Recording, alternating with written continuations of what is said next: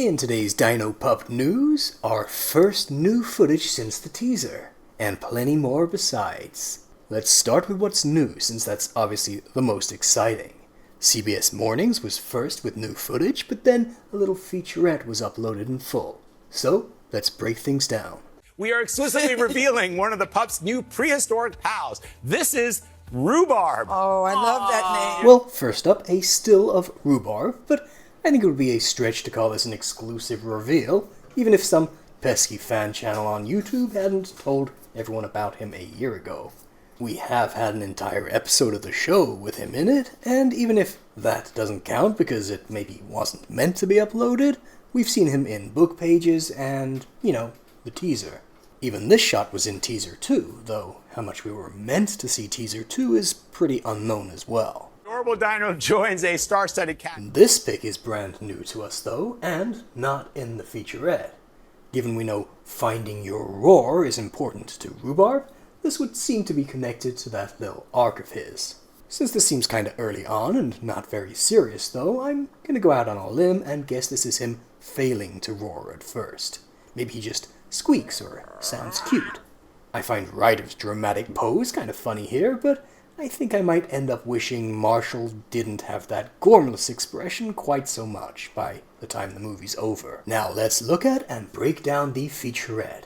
It starts with shots we've already seen, with a little commentary from McKenna Grace, who of course plays Skye. Listen, PAW Patrol. Dinosaurs. Boom. Welcome to Jurassic Park. So, before any new footage, we learn about Mr. Terry Crews's character, though just the name and blurry art. He will be playing Alistair Stonewall. While we can't see it very clearly, we can see he's a top-heavy, probably quite goofy-looking human character. Potentially a humdinger henchman or associate, very possibly looking at one of the diamonds they extract from the Crystal Den. The PAW Patrol have discovered a dino island. Similar and quite unexpected info appears for Jennifer Hudson, and it turns out we were wrong and she won't be playing Heidi. Her character is Lillian Ledes. We see the sketch of the character behind her. We saw her before in the pages of the picture book, and I noted how she seemed to be present for a lot of the story with her camera. At the time I was assuming Heidi and Eugenia were Hudson and Feimster's characters, but no. It's easy to guess, and later in the featurette it gets confirmed that it's Jamila Jamil who's playing Heidi. Not to be too crass about it, we might have guessed at this sooner since the skin tones match up better this way.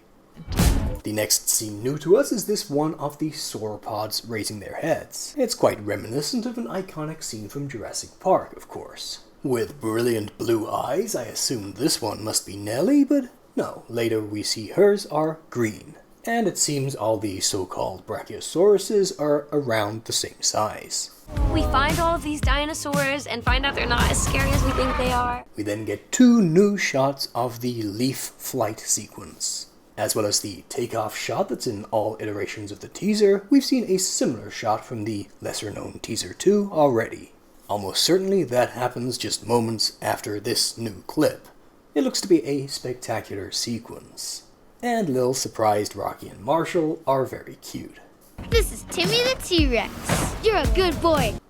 Next, 2 brand new shots of Rex and 1 more extended moment than we've seen before. Plus, our first lines from Hayden Chamberlain as Rex. Well, unless the little sound bites we heard from the Rex toy before it smashes into walls was recorded by him.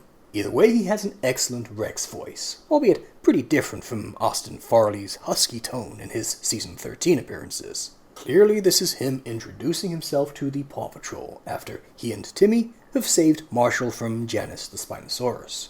Marshall's posture is, I guess, reflecting how scared he's been. It was going to be my news today that I'd found the promo shot of this without the watermark, but that's redundant now. I do have this shot without watermark or cropping though, which isn't in the featurette. The series into a whole nother realm. We get another soundbite from Mr. Terry Crews, and then a new shot of the sci-fi mount for Timmy being used by Rex. As expected, it looks quite a bit cooler in the movie than it does in the show, and a fair bit sleeker and lighter overall too. Certainly less goofy. Does this little guy have a name? More shots of Rhubarb next, looking very cute and very marketable. In the first, we hear his mini roar, which will presumably have to build up. It sounds very much like a sped-up Jurassic Park raptor. The books heavily hint that Marshall is alone when he finds Rhubarb, which I expect is what we see in the first and third shots here. And of course, like Timmy, Rhubarb acts like a puppy while the puppies act like kids. Then the middle shot with Ryder asking about him is likely when Marshall brings him back. We should call you Rhubarb. 3 more very cute shots from the Rhubarb introduction, including a big ol' lick with his enormous tongue. I'm slightly disappointed if Rubble just jumps in and names him as this suggests, though sometimes trailers and promos cut these things in misleading ways. Also, he still seems quite clearly more of a watermelon than a Rhubarb to me. So cute! Nothing quite like a character telling you something's cute to prime you to find it cute, especially as a kiddo. But I'm not gonna dispute it. Rhubarb is indeed super cute. Sky continues to look just a little off in the movie with what looks like a lot of eyeliner and something about her fur that trips my AI detection instincts. I'm hoping that'll fade though. Then, after some slightly extended shots we saw in the trailer, this fascinating one. We finally see Movie Rex in uniform, but sans pup tag, but with his fur all combed out and floof. And of course, the main focus, Marshall's all scuffed up, picked up by Rhubarb. Looks like it's after the stampede type scene we've seen. Heidi, Eugenia, and Lillian are all there too, presumably the main new human characters, and the dinos in the background are interesting too. We've seen artwork of them, but this is our first real look in 3D of the baby stego and the pachycephalosaur, which does indeed have much smaller spikes than in the artwork. And the Parasaurolophus, which is colored totally differently from the green ones we saw in Dino Chicken. I probably would have missed it if I didn't make half a video about it already before the featurette came out separately, but there's an extra still from this sequence too. Marshall gets a tail hug from Rhubarb here, which is absolutely ridiculously cute. Careful of his bandaged up foreleg, Rhubarb. Looks like Marshall might go through a lot. Lucky his lipstick didn't get smudged. Then we get some shots of boarding Nellie for the lift up to the treehouse. I've come to accept this is just the design of Brachiosauruses in the movie and they just have impossibly big heads. Enjoy Zuma's funny shocked old lady face here because it's about the only thing of note he does in the new clips. I assume this is more Backstreet Boys we're hearing too. And again, it has the epic instrumentation, giving me hope that's what we'll get in the movie itself. Sounds great. After a shot of alighting from the Nellyvator, we get some cute moments of Marshall playing fetch with Rhubarb, reinforcing that he finds the little guy alone.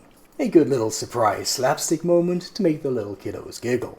I am increasingly concerned Marshall doesn't look very cute in a lot of these shots, but obviously the comic quality of this one is influencing that. A quick shot of the Mahakala laughing is cut as if they're reacting to the Marshall moment, though of course they're different scenes. The Mahakala are clearly going to be basically minions, but I must say I found them cute in that little shot. Then we get some dispatch moments from the mobile HQ. Just dogs and dinosaurs. As we start to get a Jamila Jamil soundbite, we see a shot of the evacuation starting while the volcano erupts. I'm guessing they get into vehicles right after this. There's also another human in the background, what looks to be a heavy-set white dude. What role he might play, we don't know. Neither Rhubarb nor Marshall are present, and we've heard Marshall is searching for the lost Rhubarb here. Rex seems to be on Timmy at the back there, though.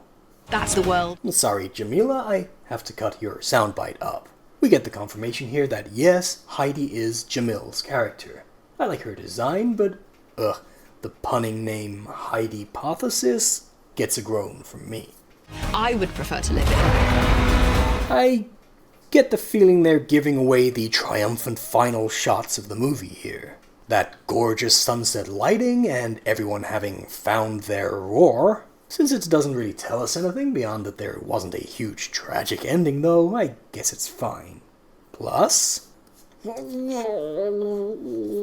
heart aches with how much I love this shot. Look at them all. Look at Marshall and Rex up front. Oh my gosh, I love this so much. They don't have their helmets, but Rex has his pup tag, and it's probably worth noting Marshall's foreleg is all healed up. When I predicted so long ago that movie 3 was the Marshall and Rex movie, even I thought I might just be stretching to make it what I wanted to see, and this is just what I pictured. Look at them. There's a jump cut to where they've all very obviously just howled or perhaps roared, which has the neat additional effect of making them look utterly serene. It's my stomach. Those babies ate all my pup treats. And then we end once again on Rubble and Mahakala comic relief, which, is fine. I feel like the implied gag that the roar was Rubble's stomach will actually be tremors in the ground, but be in the movie more or less like that. And so this awesome little featurette with delicious new footage comes to an end. The 2 still images that aren't in it are probably going to be in the full trailer later. The teaser was timed to come out so that it could play before the Super Mario Galaxy movie, so I strongly suspect the full trailer will come out in order to play before Toy Story 5. I kinda think a fair bit of what we're seeing in this featurette will also be in it though. Either way, this was awesome to see and a nice little additional treat. In other dino news, another page of Big Dinosaur Adventure has been revealed on Amazon UK. The text says, as Ryder and the pups made their way into the rugged landscape, they couldn't believe their eyes. There were dinosaurs everywhere. Riding on a Tyrannosaurus Rex was a pup named Rex. He had been stranded on the island, but had made it his home. Rex introduced PAW Patrol to all his dino friends. So nothing new for us, but this is a very cute page, and the baby Stegosaurus is adorable here. Almost all the art is heavily derived from promo pics we've already seen, but this is our first time seeing 2D Janice. And the crystal den in the background is remarkably prominent. It's a little odd this Timmy and Rex pic is so clearly derived from the promo pic, but Rex has been given his uniform when he shouldn't really have it at this point, but oh well. We saw this page already in the Italian version, but I'm gonna include it again because it makes me a little worried about a plot hole. The text says, after making a rescue at sea, the PAW Patrol were caught in a storm. Ryder steered the ship through the fog while Sky read the map, but eventually the ship crashed onto a lush tropical island. If we're going into that jungle, Ryder said, we need to suit up for the job. I'm pretty concerned they end up putting on dinosaur-themed clothes, even though they have zero idea yet that there are dinos on the island. There's no way it can be passed off as coincidental when their uniforms have lizard skin patterns and Zuma has dino spines on his head. Obviously we have to wait and see how it's done in the actual movie, but I'm a little worried now that right at the start there's gonna be something as sloppy as that. Next up, the wonky movies section of the Dino World website has been fixed. The ground crew have little mini-movies now, though I'm a little sad Rocky's ear doesn't seem to be floppy. Zuma's power of face planting in puddles is cute though. I should have a big video about Dino World tomorrow, so stay tuned for that. There's a bunch of toy and product news as well, but I think I'll leave that till next time. This is enough. So far I'm loving what I'm seeing, and I especially love how we're seeing Rex now after he's gotten scrubbed up. I'm seeing a whole lot of things I'm very happy to see, so I'm getting more and more hyped here. Let me know if you feel the same way, or if you spotted anything interesting that I missed. And if you'd like to see my breakdowns of the 2 teaser trailers, why not click here or here. That's all for today though, and I'll see you guys again next time.